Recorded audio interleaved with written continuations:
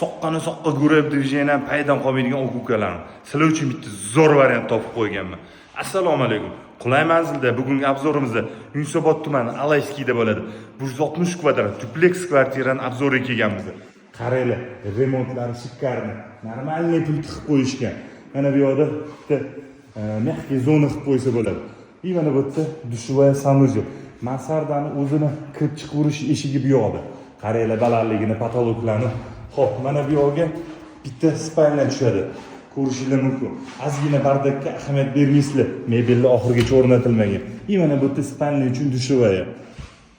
Hozir men sizlarga mana bu как рабочий zona, детский zona qilib qo'ysa bo'ladi.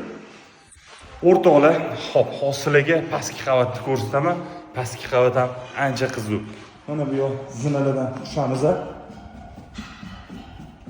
Okamgina yaxshigina pul ishlatishga ozgina bo'rka qilinmagan. Xo'p, mana bu yoqda kuxnya ko'rishingiz mumkin. Mana yana bitta kiruj eshigi, chap qo'limizda dushovaya sanuzel. Xo'p, mana bu yoqda yana o'zining ikkita xonasi bor. Mana bu yoqda spalna ko'rishingiz mumkin. Mana bu yerda yana bitta dushovaya.